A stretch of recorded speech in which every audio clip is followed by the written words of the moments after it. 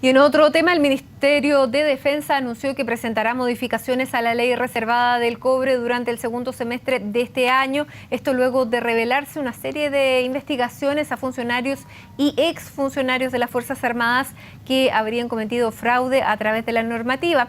Queremos conversar más sobre este tema y para eso nos acompaña el director ejecutivo de Chile Transparente, Alberto Preja. Alberto, bienvenido. Muchas gracias por estar con nosotros. Buenas tardes. Hola, buenas tardes, Matilde. Bueno, ¿cuán importante es que conozcamos efectivamente y que se le levante este secreto a la ley reservada del cobre? Bueno, más allá que se levante o no se levante el secreto, ya conocemos la ley por el dictamen del Consejo para la Transparencia. Excepto el artículo 3. Excepto el artículo 3.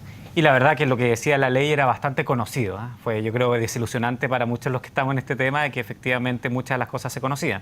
Lo que es impresentable es que sigamos teniendo leyes reservadas y por otra parte que sigamos teniendo un financiamiento de las Fuerzas Armadas que está indexado y relacionado con el precio del cobre y también con las utilidades y las ventas de cobre. Y sin controles. Es hora que Chile se normalice en esta situación.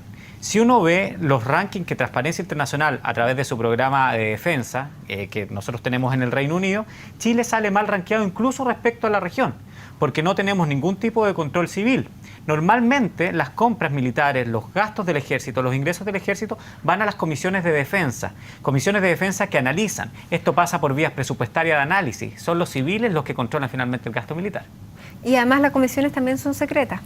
Así es. Y uno, efectivamente, esto no se trata de que esto pase a la ley de presupuesto anualmente y que el ejército deje de tener el sigilo y efectivamente la discrecionalidad que hemos visto recién los casos de Bolivia, que requiere tener un ejército y cualquier fuerza armada, pero sí que haya control de las fuerzas democráticas, que son electas por todo el mundo, que la Contraloría no solamente tenga la capacidad, porque la tiene las atribuciones, sino que tenga la capacidad técnica, que la UAF también haga su parte, es decir, generar un sistema de que efectivamente uno de los temas donde más corrupción hay, que es la compra y venta de armas, pueda tramitarse y pueda desempeñarse de una forma transparente y honesta finalmente. Ahora, ¿cuán necesario es que se aclare finalmente lo que ocurrió con el excomandante en jefe Juan Miguel Fuentealba respecto a este eventual enriquecimiento ilícito del que se le está acusando? Porque esto se une a otros temas de eventual fraude en el Casino Monticello. Ya habíamos visto que Chile cayó un puesto en el ranking internacional de Transparencia Internacional por el tema del financiamiento irregular de la política. ¿Cuánto nos puede afectar esto y cuán necesario es que se resuelva rápido? Bueno, estos son temas de largo aliento. ¿Y por qué digo de largo aliento? Porque esta no es la primera vez en que el ejército, y no el ejército, sus miembros, porque esta no es la institución la que se ve envuelta, tiene escándalos. Hemos visto que casi todas las grandes compras de armas de Chile, incluso los desarrollos internos como el cohete Rayo, hemos tenido casos que han sido de corrupción o han bordeado la corrupción. Acá hay dos casos distintos que quizás están ligados, pero todavía eso no se sabe, que es el caso del presunto enriquecimiento ilícito del excomandante en jefe. Eso es muy importante, él dicho que él va a dar las explicaciones y sería buena que esas explicaciones las diera, porque si él tiene una forma de señalar que pudo llegar al patrimonio que actualmente tiene, bueno, la verdad que eso no sería discutible. El problema, más que nada, ha sido su silencio.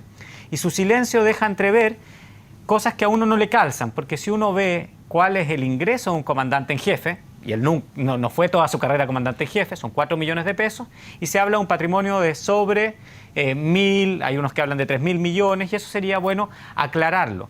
Y lo más extraño en el caso de Fuentealba, más que su patrimonio, es la forma en que lo va haciendo. Por ejemplo, el excomandante en jefe compra y vende autos rápidamente, de lujo. Entonces es una forma sospechosa. Por otra parte, sus propiedades las compraban hijos, después se transferían a él. Entonces ese esquema es un esquema que abre sospechas, pero si él las puede aclarar, sería fantástico que lo hiciera. Ahora, eso puede también, y vuelvo a la pregunta, que sigamos cayendo en el ranking de transparencia. Bueno, como lo hemos hablado acá mismo, cuando se descubren estos casos, que lo que queremos es que se descubran, al principio siempre hay un golpe importante para la credibilidad y para la percepción de la corrupción.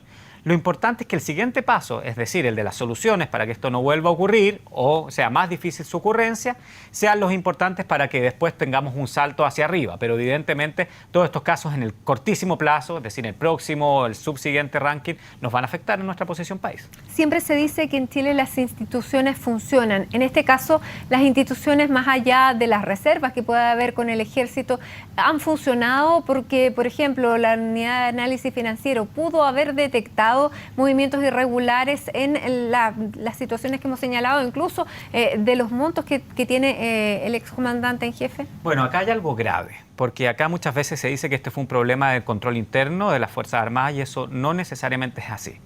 Nuevamente separando los casos. En el caso del excomandante en jefe, a mí me parece bastante malas las explicaciones del ministro de Defensa de la época, Francisco Vidal, que dice que no revisó su información patrimonial. Ahí hay un primer filtro, porque las declaraciones de patrimonio e interés sirven para eso, para efectivamente, si uno tiene dudas, incluso la mía está en la página web de Chile Transparente, uno dice, bueno, ¿de dónde sacó el patrimonio este señor? Bueno, leámoslo y acá debiera estar. Eso por una parte. Y en el caso del Milico Gate, que es el caso más profundo que hay acá, el Casino Monticello es un sujeto obligado a reportar por ley operaciones sospechosas que ocurran en su interior. En este caso, reportó más de 14 veces a la Unidad de Análisis Financiero de los movimientos de este cabo. Digamos que esto es bastante sorprendente, porque un cabo gana entre 400 y 500 mil pesos y había noches que jugaba 60 millones de pesos. Eso lamentablemente a la UAF le llegaron los antecedentes, los analizó, pero por una razón que no logró comprender, no los puso a disposición del Ministerio Público cuando debió ponerlos. De hecho, en el mismo libro de Mauricio Weibel se dice y se señala que el Ministerio Público no tenía conocimiento de esto. Eso es muy grave porque el control civil no funcionó. Es escaso, pero incluso ese escaso control civil en ese momento no funcionó. Y en ese sentido, ¿el Estado puede llegar a tener responsabilidad penal? Porque si un organismo que depende del Ministerio de Hacienda no funciona, no hace su trabajo, eventualmente el Consejo de Defensa del Estado pudiera indemnizar a eventuales, digamos, perjudicados. Bueno, eso sería responsabilidad civil, en el sentido de que hubiera un perjudicado y eso se pudiera dar por esa vía. Estado. Pero bueno, el Estado la verdad que como persona no tiene responsabilidad penal. Una de las cosas que sí estamos proponiendo es que cuando haya negligencia, como por ejemplo, en este caso posiblemente que se comprobara, efectivamente esos funcionarios pudieran ser procesados con más largo tiempo. En Chile los plazos de responsabilidad administrativa son muy cortos, son 6 meses después de dejado el cargo. Y lo otro que también llama la atención es que lamentablemente nuevamente vamos a necesitar legislar acerca de determinadas incompatibilidades. ¿Cómo es posible que un ministro de Defensa después diga que era amigo desde la infancia de la persona que tenía que promover para ser comandante en jefe del ejército y después esa misma persona lo contrate como asesor de la comandancia en jefe del ejército?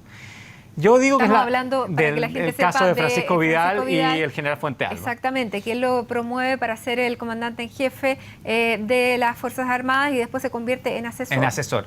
Eso yo creo que es una lástima porque uno va a tener que poner una ley que no va a poder el ministro después asesorar en un determinado tiempo a la persona que nombró, pero debiera caer de perogrullo. Yo siempre digo, hay una cosa previa a la ley que tiene que ver con los comportamientos, y no solamente los comportamientos éticos, sino también los comportamientos de imagen. Claramente esta es una situación que puede ser absolutamente ética, legal, Francisco Vidal lo puede haber hecho de muy buena fe, pero no se ve bien. Y eso hoy día los chilenos exigimos más allá de una explicación, sino de respuestas sólidas y que no vuelvan a ocurrir. Lamentablemente todo esto pasa por proyectos de ley y ya los proyectos de ley vemos también el tiempo que pasan, lo que se demoran, lo que son las negociaciones. ¿Hay alguna manera de poder hacerlo más expedito, más rápido o nos vamos a tener que seguir entrampando en esto? Bueno, esperamos que este sea el momento. La derogación de la ley reservada del cobre y el cambio del sistema de financiamiento de las Fuerzas Armadas es un tema que viene desde el año 90. Y la verdad que nadie, ni civiles ni militares, se han querido hacer cargo de este problema. Por una parte, algunos dicen que esto le conviene al ejército, que es mejor dejar el statu quo. Otros dicen que sacarle el financiamiento relacionado con Codelco abre la puerta a la privatización de Codelco, cosa que me parece una muy mala excusa, pero la he escuchado también. Otros dicen que el Ministerio de Hacienda no se quiere hacer cargo, porque efectivamente estos son muchos montos y es difícil de administrar. Pero si seguimos con estas explicaciones, vamos a seguir con un mecanismo muy discrecional, que lo que se presta es para esquemas de corrupción como los que Mauricio Weibel relata en su libro Traición a la Patria. Muy bien. Alberto Prech, muchísimas gracias por estar con nosotros, director de Chile Transparente. Gracias, bueno, Matilde. nuevamente analizando casos de falta de transparencia, cuando, claro, la institución que dirige se trata precisamente de que aumente lo que podamos conocer sobre nuestras instituciones. Muchísimas gracias. Muchísimas gracias a ti.